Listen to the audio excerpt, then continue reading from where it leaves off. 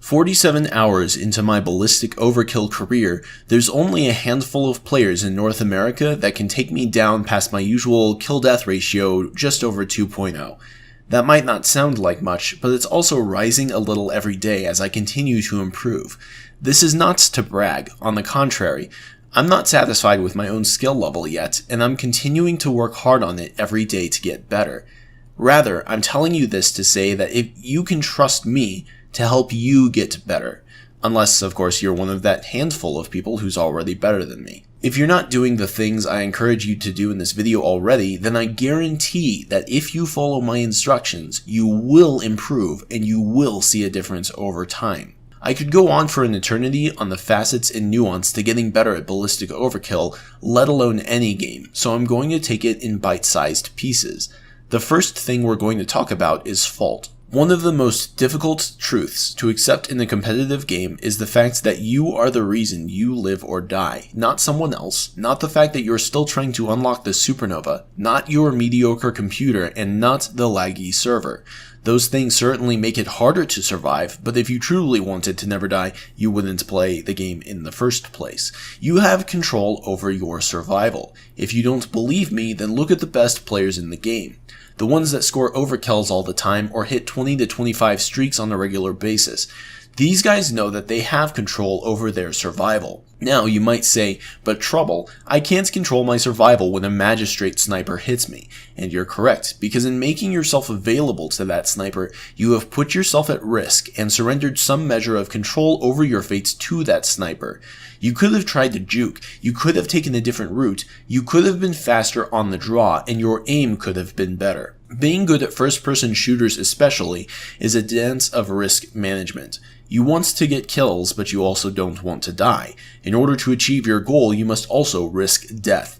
The details in how risk management works are at least one other video entirely, so I won't go into that now, but the point is that your decisions, your tactics, and your skills give you everything you need to kill someone else. Measuring your ability against the risk of walking into that sniper's line of sight, rushing down a high-traffic route while the enemy has control, or engaging in a shootout instead of sprinting into cover is how you exercise your control.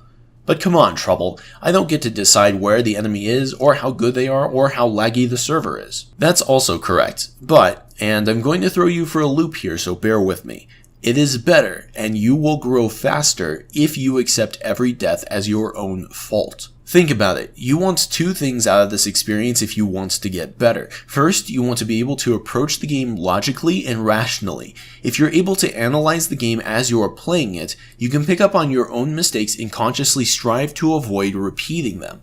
You can get better in real time if you pay attention to what's happening, examine your behavior, positioning, and aiming patterns, and ask yourself what you could have done differently when you rounded the corner and got your face blown off by a rampart. Secondly, you want to stay cool and focused. You're not going to be rational or analytical if you're off your game and fuming. I'm not going to say that you can never be angry, because some people can use their anger to focus and it will help their game, but not everyone can do that.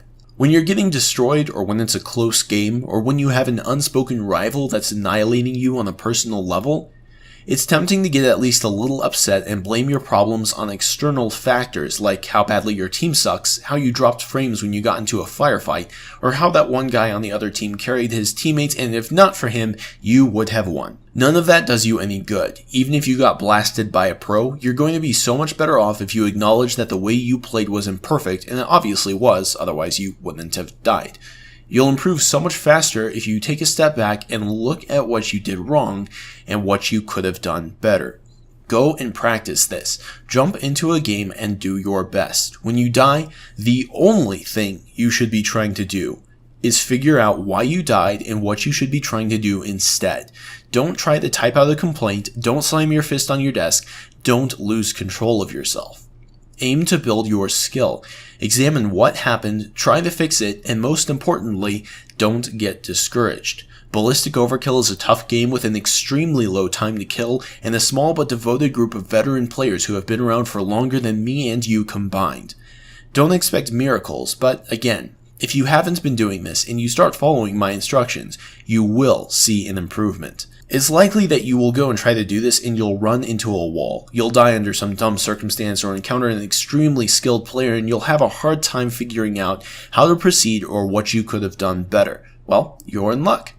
This is going to be a series, and in future videos I'll talk about more nuances and aspects of first-person combat to help you climb higher. After all, I could use a little more competition.